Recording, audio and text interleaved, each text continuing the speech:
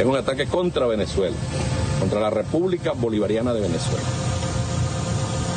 Las fuerzas militares, las fuerzas policiales, acá conmigo, un grupo de ellos, el pueblo, presto para cualquier situación, presto para cualquier hecho que pretenda ir más allá de los ataques que cobardemente hicieron las fuerzas policiales, militares y nuestro pueblo en esa fusión que llamó nuestro presidente Nicolás Maduro para garantizar la paz y la tranquilidad de nuestro país. Desplegados. Y desde aquí, desde este hermoso lugar, llamo a la calma a nuestro pueblo. Confíen en el liderazgo, confíen en la dirigencia del alto mando político, militar, para la situación que estamos atravesando. Mucha calma, que nadie caiga en el desespero, que nadie caiga en facilitarle las cosas al enemigo invasor, al enemigo terrorista que nos atacó cobardemente. Que nadie le facilite las cosas. No es la primera lucha, no es la primera batalla que contra este pueblo han emprendido algunos, creyendo que nos van a derrotar.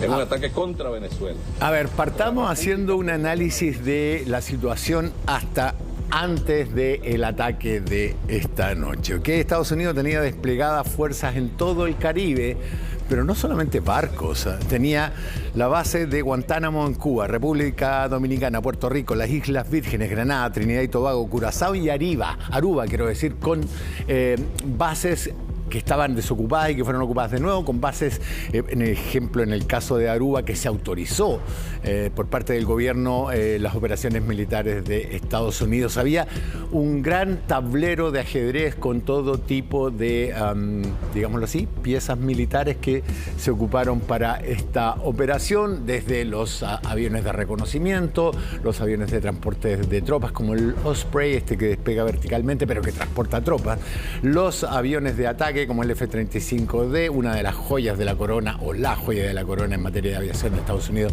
en este momento. Se habló en algún momento de los F-22 Raptor, especializado en ataque y en defensa, para un caza puro, un interceptor, los F-18 Hornet.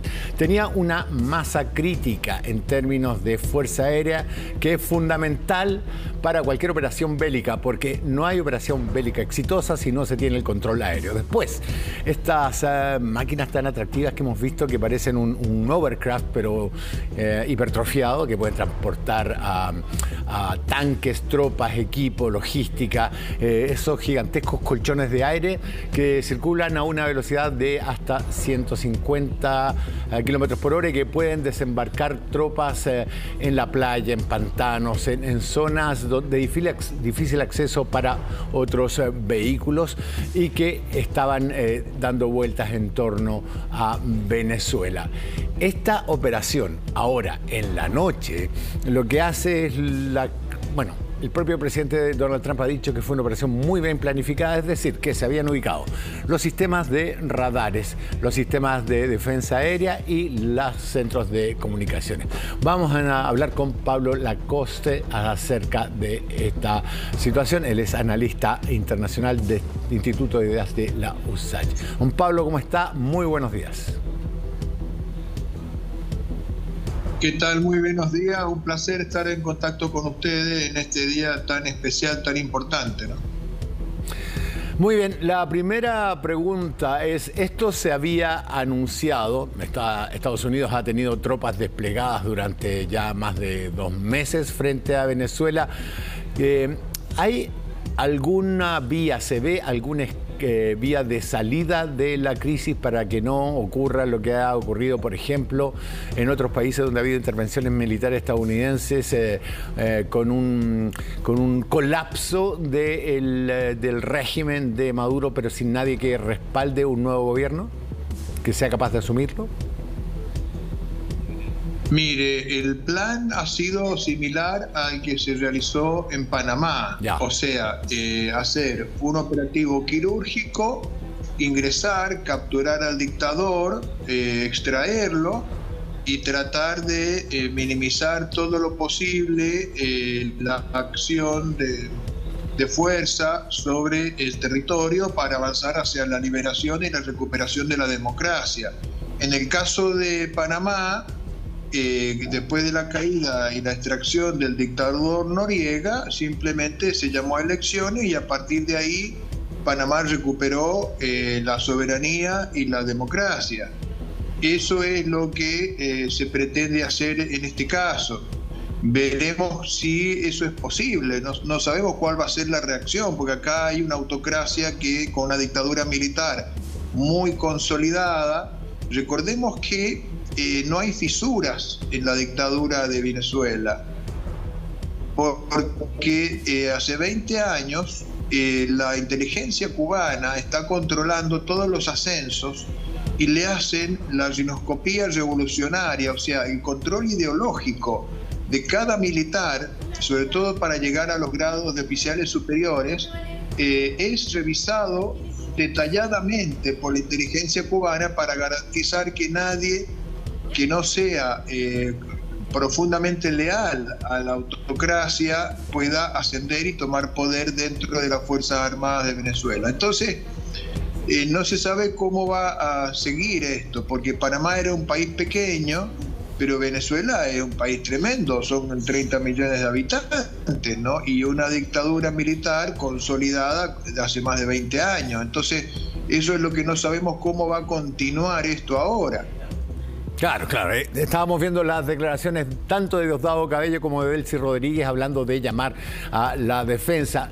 Usted lo dice muy bien sobre esta estructura sin fisuras. Sin embargo, el propio presidente Donald Trump había dicho hace ya más de 8 semanas que había autorizado operaciones secretas de la CIA en Venezuela, lo cual crea inmediatamente la seguridad que ya no eran secretas. Segundo, Venezuela sigue hasta el día de hoy. El bloqueo de Venezuela, el bloqueo aéreo, funcionaba para todo el mundo excepto para los aviones de Chevron. Chevron sigue operando en Venezuela, una compañía estadounidense petrolera sigue operando. Mi pregunta es, ¿habrá usado inteligencia de ese tipo, digamos, de la de Chevron, ya que no podía acceder a mandos venezolanos?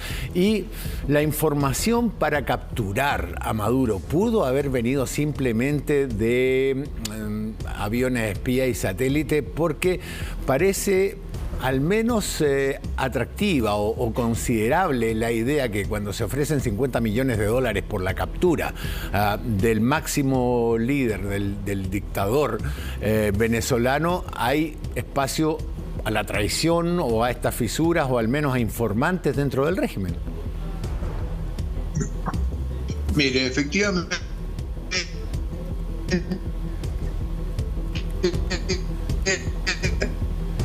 estamos teniendo algún problema de comunicación, Pablo. Ahora sí.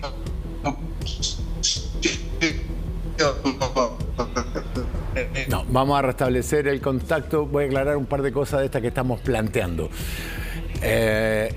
Estados Unidos tiene bajo observación a Venezuela de sus aviones espía, del AWACS, de los satélites, hace más de 2 meses. Ahora, Rafa, también hay que agregar, por ejemplo, los últimos movimientos que habían ocurrido. Incluso durante esta jornada había un avión, por ejemplo, que es petrolero, que sirve para el abastecimiento de aeronaves mientras estén en sobrevuelo, y con toda esa previa y con todo ese desarrollo que se estaban dando también estos hechos. Tenemos también más declaraciones para ver. Vamos a escuchar justamente a la vicepresidenta de Venezuela, Delcy Rodríguez, quien incluso ha pedido una prueba de vida de Nicolás Maduro a Estados Unidos. Ciudad que vio nacer al libertador de la patria grande, que vio nacer al hombre más grande de nuestro continente, ha sido vulnerada, ha sido atacada y agredida. Ante esta brutal situación y ante este brutal ataque, nosotros desconocemos el paradero del presidente Nicolás Maduro y de la primera dama Cilia Flores. Exigimos al gobierno del presidente Donald Trump prueba de vida inmediata de la vida del presidente Maduro y de la primera dama. El presidente Maduro ya había sido muy claro y había advertido al pueblo venezolano de que una agresión de esta naturaleza, por la desesperación de la voracidad energética de los Estados Unidos, podía presentarse. Y lo primero que le dijo el presidente Maduro al pueblo de Venezuela fue: pueblo a la calle, activado en milicia, activado todos los planes. Ha dado órdenes muy claras a la Fuerza Armada Nacional Bolivariana para que en perfecta fusión militar, popular y policial se activaran.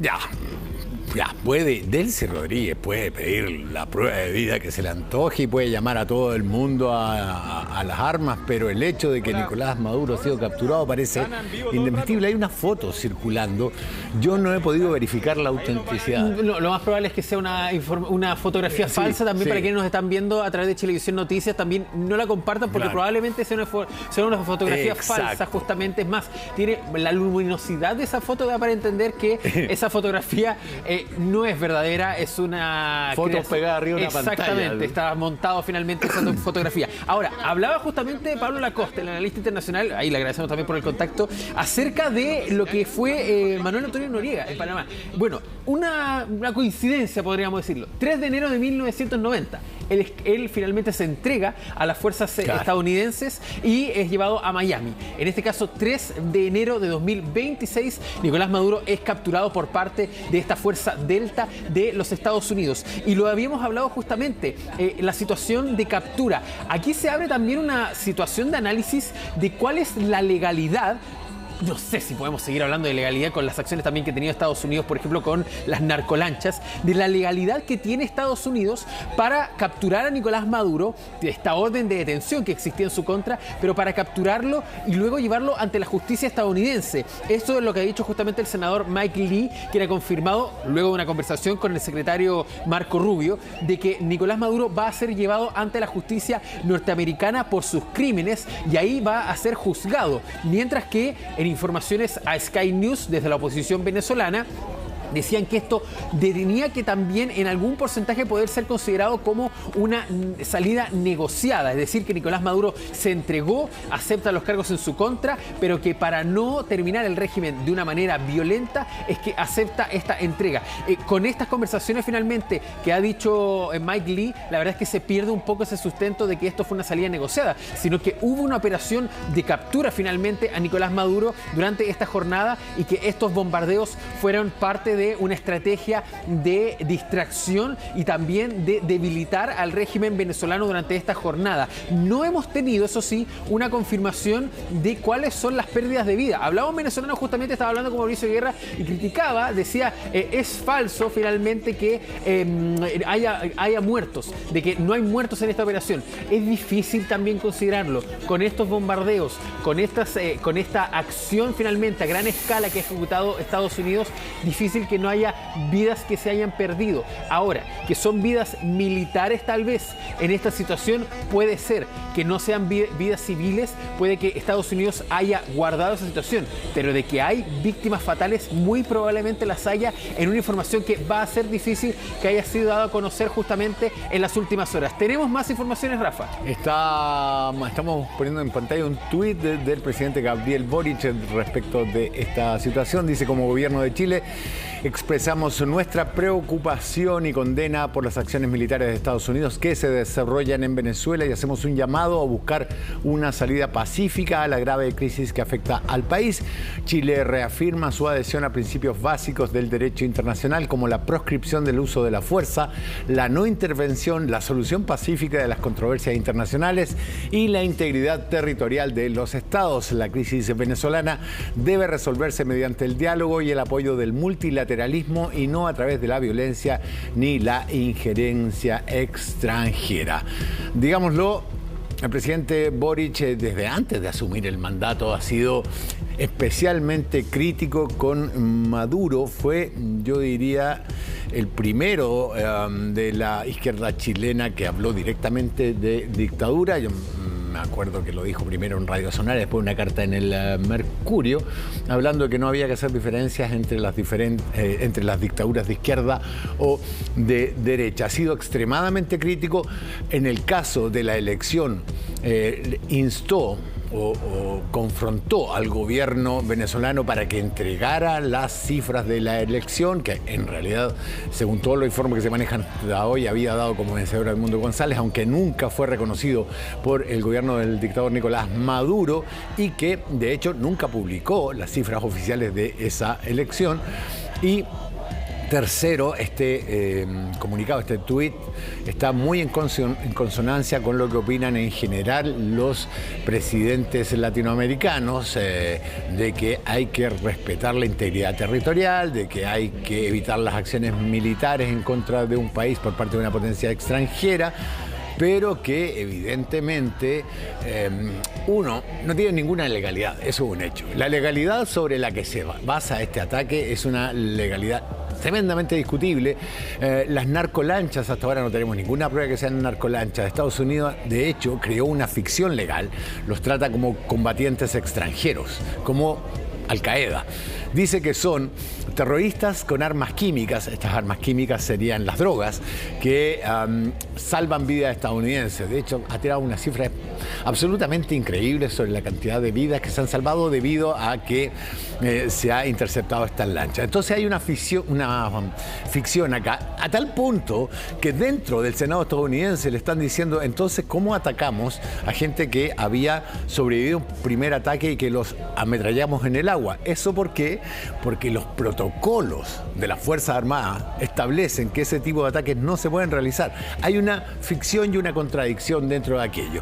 El segundo punto es que si uno descubre una operación criminal en aguas internacionales, lo que corresponde, según la ley internacional, según el derecho del mar, es capturarlos y llevarlos a una corte. Por tanto, estos ataques son absolutamente ilegales, pero Estados Unidos dice son ataques destinados a mi país, contra Estados Unidos, por tanto tengo el derecho a hacer lo que se me antoje, muy en la línea de Donald Trump, que además en su declaración de política internacional para estos 4 años ha dicho básicamente que lo que le interesa es mantener el control sobre las Américas, que se va a retraer de Europa, que deja el problema de Europa en manos de los europeos. De hecho, dice que ellos deberían tomar las medidas necesarias para evitar que avancen movimientos que no tienen nada que ver con la cultura occidental, es decir, si uno lo lee con atención, los musulmanes, y deja espacio para que las acciones militares de Estados Unidos se remitan acá en Latinoamérica. Tenemos un contacto con Rosalía Hernández desde Caracas. Rosalía, ¿cómo estás? Muy buenos días allá también, espero. ¿Cómo están? Muy buenos días. Sí, aquí ya estamos amaneciendo. Muchas gracias por el contacto nuevamente. En efecto, bueno, amanecimos con esta sorpresiva actividad en Caracas, ¿no? Desde las 2:30 de la mañana todavía estamos tratando de terminar de confirmar cierta información de todo lo que circunda a estas zonas que fueron pues atacadas por Estados Unidos. Ya, a ver. Las noticias sobre los ataques parecen indesmentibles. El punto es, atacaron Caracas. Veía que el fuerte de 4F, donde están los restos de Hugo Chávez y que están ahí muy cerca del centro de la capital, relativamente hablando. Fuerte Tiuna, el fuerte en la montaña, que no sé dónde queda, y La Guaira, que tiene costa frente al Caribe y desde el cual se podría producir el desembarco de tropas. ¿Tenemos idea allá en Caracas de cuáles son los estados primero y las regiones y después los puntos atacados? Sí, bueno, de hecho todas estas zonas circundan Caracas, no son aisladas a la importancia militar que tienen. Por ejemplo, La Guaira es una de las zonas más importantes para el acceso a la capital, es donde está el principal aeropuerto. Vargas, exactamente, es donde está el principal aeropuerto, donde llegan todos los vuelos internacionales, Maiquetía, y donde está todo el puerto también, donde se reciben la mayor cantidad de barcos de comercio regular. No ha sido la zona donde han atacado, la zona costera está mucho más lejana hacia el oriente del país, hacia Sucre. Esa zona no fue en este momento atacada, pero sí todo lo que circunda la capital. Maracay, que es una de las zonas también que fue atacada, es una zona muy importante militarmente hablando, donde también está la residencia de Padrino López, no lo ha dicho oficialmente, pero eso es una de las zonas en las cuales también fue atacada. Hay una montaña de la cual está dentro de Caracas que atacaron, que hay unas torres de control, ¿no? Donde hay unas antenas de comunicación. Eso también fue un punto estratégico. El cuartel de la montaña, que también fue bombardeado, es un punto más que todo, yo creo que eso fue un ataque más simbólico que otra cosa. Está muy cerca de Miraflores, pero es donde supuestamente están los restos de Chávez y es una zona emocionalmente importante para el chavismo. Yo creo que fue simplemente algo mucho más simbólico que otra cosa. Y bueno, hay otras zonas que también están por confirmar. Actualmente Caracas está un poco intransitable por el tema del control. El control está muy elevado. Ahorita es un poco riesgoso poder hacer un control de daños en calle, ¿no? Hacer un pulso de lo que está pasando, pero en la calle están muy tranquilas, nadie ha salido de sus casas, a pesar de que la noticia es una noticia que los venezolanos tienen mucho tiempo esperando, de que por lo menos Nicolás Maduro sea negociada su salida, pues no se ha recibido ninguna reacción real del pueblo venezolano. Luego de los hechos del 28 de julio, los venezolanos viven en un estado psicológico de mucha alerta, de mucho nervio y de mucho miedo. Entonces probablemente vaya a ser de una manera muy bajo perfil las reacciones que podamos encontrar en la calle de lo que está pasando en este momento. Ya, Rosalí, justamente tú narrabas parte de esos puntos. El contacto que tuvimos, y que justo te enteraste por Chilevisión Noticias de la noticia justamente de la captura de Nicolás Maduro y de su esposa. En este rato que perdimos la conexión y pudiste ya nuevamente estar con nosotros, ¿qué más has sabido y qué más información has tenido, sobre todo por el ambiente en las calles de Caracas? Tú nos decías, también hay una desconfianza incluso a estas informaciones a pesar de que vienen de Estados Unidos y con más informaciones que han reconfirmado estos hechos. Sí, por lo que pude leer hasta este momento y también en las fuentes internas, que lo más probable es que la salida de Nicolás Maduro tiene una alta posibilidad de haber sido negociada, ¿no? Todo lo que están haciendo representa algo mucho más, una estrategia, una táctica psicológica para ver qué tantos dentro de la operatividad chavista pues logren ceder ante la presión estadounidense. Lo más probable es que la salida de Maduro y de Cilia Flores haya sido negociada, como ya se había de alguna otra manera filtrado de los diferentes medios americanos, que ya había una negociación directa con Donald Trump para poder negociar ciertas condiciones, acomodaciones económicas, amnistías globales y todo. Todavía no tenemos a ciencia cierta cuáles fueron estas condiciones. No hay bajas reportadas en este momento, ni internamente ni de civiles. Hay muchas especulaciones de ciertos agentes estratégicos dentro de una de las fuerzas de seguridad más importantes, que es el SEBIN, pero nada confirmado todavía de manera oficial. Y claro, y eso también es bien importante con las confirmaciones que vayan surgiendo acerca de esto. Ahora, Rosalín, por ejemplo, se confirma incluso que esto fue una operación planificada y que incluso se habla del tiempo. Si nos puedes contar un poco cómo fueron los días anteriores en Venezuela, porque se habla de tiempo que no fue favorable, del clima para esta operación. Cuéntanos si, por ejemplo, incluso estaba lloviendo, se habla incluso del término de la temporada de huracanes como parte de esta lista. ¿Cómo estaba también ese ambiente previo a lo que ha sucedido durante esta noche? Mira, el chavismo durante todo este tiempo ha hecho todo lo posible comunicacionalmente hablando para minimizar lo más que se pueda la narrativa de lo que está pasando. No, las comunicaciones en Venezuela están profundamente limitadas. El que realmente está comunicado es el que tiene un interés por estar comunicado, es decir, los periodistas, los analistas, los sociólogos, los personajes de interés que pueden tener acceso a una información confirmable, verificable y que puedan analizar qué es lo que realmente está pasando. De resto, el común denominador, la población en general, estaba viviendo hasta el día de hoy una burbuja donde diciembre fue una excepción, ¿no? Dentro de todo lo que está pasando en conflictos similares. De hecho, adelantaron la Navidad, es algo que ya ha pasado anteriormente, pero esta vez la adelantaron mucho más. Justamente el 31 de diciembre anunciaron eventos masivos por toda Caracas, donde cerraron una de las vías principales al centro de Caracas, que es donde están las principales instituciones ministeriales y la Asamblea Nacional y el Tribunal Supremo de Justicia, donde dijeron que iban a cerrar todas las calles durante todos estos días hasta el 6-7 de enero para recibir a los reyes con diferentes actos culturales, conciertos con invitados, de hecho hicieron unas fiestas el 31 de diciembre, entonces hasta ahora el ambiente ha sido totalmente distópico, porque en redes sociales e internacionalmente la comunicación ha sido muy elevada, ¿no? La comunicación ha estado siempre en alerta, siempre atento, pero internamente el venezolano nunca vio factible ni posible que algo así estuviera pasando. Entonces, y eso se debe mucho, uno, al bloqueo comunicacional y dos, al manejo de masas que tenemos actualmente bajo el régimen chavista, que la represión interna pues es bien sabido que tiene mucho poder internamente. Sí, Rosalí, también una consulta, muy rápido porque a ver si nos puedes confirmar esa información. Se habla de movimientos de la oposición venezolana. ¿Ha surgido una información también de la oposición? No, hasta este momento, hasta lo que he leído antes de hacer este pase, no. María Corina Machado y Edmundo González crearon un canal directo de comunicación donde están publicando las comunicaciones oficiales de parte de la comunicación oficial opositora, ¿no? María Corina Machado, Edmundo González y todo el equipo comunicacional. Pero del resto de la oposición interna, hasta ahora no he visto ninguna comunicación oficial. Sería totalmente arriesgado, como conversamos un poco antes, algún personaje político interno fijar alguna posición ante estos ataques. Probablemente vayamos a ver algunos comentarios donde se pide el resguardo de los ciudadanos, que se preste una información veraz y precisa para poder saber cómo actuar y qué hacer en medio de esta situación.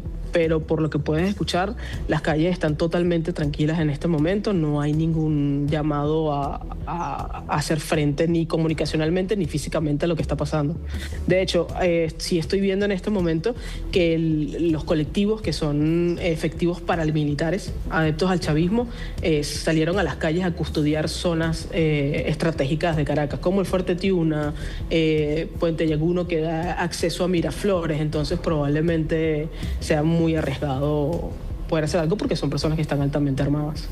Transmisión ininterrumpida de Chilevisión Noticias a esta hora. Estamos con Rosalí Hernández, corresponsal en Venezuela, pero también tenemos que analizar todos los frentes, obviamente ampliando la información. Le damos la bienvenida a nuestra compañera Soledad Agüero, quien ya se une a nuestra transmisión. La verdad es que en una jornada de partido podemos calificarlo de histórica. ¿Cómo estás, Soledad? Sí, ¿cómo está Pablo, Rafa? Claro, de madrugada y nos enteramos de lo que finalmente desde varios días que se venía anunciando que en algún momento podría ocurrir. La pregunta era ¿cuándo? Y ahora las dudas y las preguntas que cabe hacerse es qué es lo que viene después, cómo podría avanzar el proceso de transición. Y ahí quería tomar, Rosalí, un elemento que me parece muy relevante que acabas de mencionar, que es el papel ahí que podrían jugar los colectivos chavistas, que son estos grupos que actúan al margen de la ley, motorizados, armados, y que por años han salido en defensa del gobierno tanto de Hugo Chávez como Nicolás Maduro,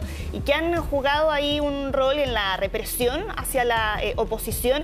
Y también cuando nos enteramos de estos bombardeos, muchos nos preguntábamos si es que efectivamente habían salido a las calles o no. No sé si has tenido ahí reportes, porque estaba leyendo que ya se había ahí observado la presencia de estos grupos motorizados en algunos puntos de Caracas. No sé qué información manejas ahí al respecto. En efecto, esos son los únicos que están custodiando toda la capital. Hace un momento también conversábamos un poco más temprano del rol de las milicias en medio de todo esto, y como les comentaba, me parece totalmente, no me parece factible, no creo factible que ellos vayan a ser parte de la custodia de Caracas, porque son personas que no están armadas, están ahí más que un elemento propagandístico que realmente o que representen algún tipo de estrategia de cuidado. Quienes sí están armados y quienes sí pueden hacer la custodia son estos adeptos al chavismo, paramilitares, que no pertenecen oficialmente a ningún cuerpo de seguridad, pero como tú estás diciendo, es ampliamente conocido que son parte de la custodia del país, no solamente de las fuerzas de seguridad, sino también forman parte de una red que actualmente vigila a las comunidades de manera muy interna, ¿no? Todos estos colectivos habitan en zonas populares que conocen muy bien a las poblaciones, conocen muy bien lo que aquí es denominado las comunas o las organizaciones sociales, y saben cómo manejar ese control social si alguien filtra alguna información, alguien de alguna u otra manera está tratando de levantar algún movimiento para salir. Entonces ellos fungen también un rol de fiscalización interna dentro de las barriadas, ¿no? Dentro de las zonas populares en donde no tienen acceso de manera constante ni frecuente las oficinas de seguridad. Entonces es complicadísimo para el venezolano vivir en medio de esta incertidumbre, primero por no tener comunicación oficial, no tener información oficial, no tener a dónde acudir, porque como les decía también más temprano, probablemente yo esté hablando aquí con ustedes, esta información no llega a Venezuela, de algún venezolano que vea en Chile, probablemente pase información de que algo probablemente está pasando aquí y que alguien está fiscalizando lo que está pasando. Pero entonces son varios frentes que el chavismo ha manejado perfectamente. No hubo cortes de luz y también inestabilidad del internet, entonces probablemente mucha gente en este momento, a mí también me tomó de sorpresa, no tenían los teléfonos cargados porque no había luz, muy poca gente tiene conexión a internet, entonces es una total incertidumbre. Son dos tipos de situaciones con las cuales se tiene que lidiar internamente. Rosalí, tú nos has dicho, y es bastante conocido, que la información está súper controlada ya, la conexión a internet es baja, es débil, pero hay confirmación de estos ataques de los que hablábamos hace unos minutos. Por lo tanto, si es una salida negociada, y acá hay varias opciones, digamos, es una salida negociada, traición mediante o aceptación mediante, es decir, aceptó Nicolás Maduro irse del país con cierto nivel de inmunidad. Eso significaría una salida como la que se hizo con Bashar al-Assad en Siria, donde se le permite un exilio dorado al país que él elija, o es una salida tipo Panamá con Noriega enjuiciado y encarcelado en Estados Unidos. Esas son las dos opciones que se derivan del hecho si esta salida negociada se negoció con Maduro o con alguno de sus adláteres, alguno de sus colaboradores, que yo quiero insistir en el punto, por $50 millones las lealtades se vuelven harto más débiles. Sí, en efecto. Ahorita estamos trabajando bajo un terreno netamente especulativo porque no tenemos una información exacta.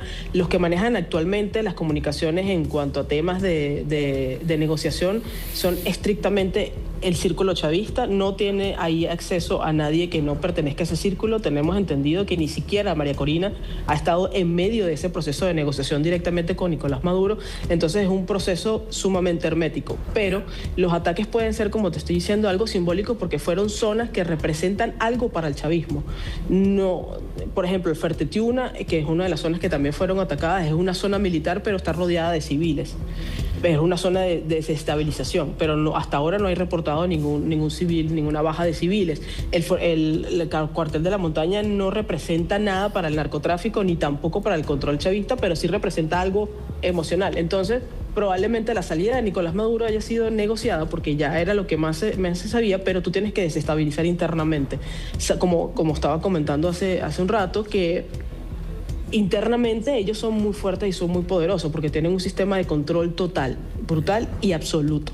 Aquí nadie está controlado como lo tienen ellos, pero esto hace ver externamente que no tienen un apoyo que permita de alguna u otra manera protegerlos ante un ataque como el que vimos en este momento de Estados Unidos. ¿Dónde está Rusia? ¿Dónde está Irán? ¿Dónde está China?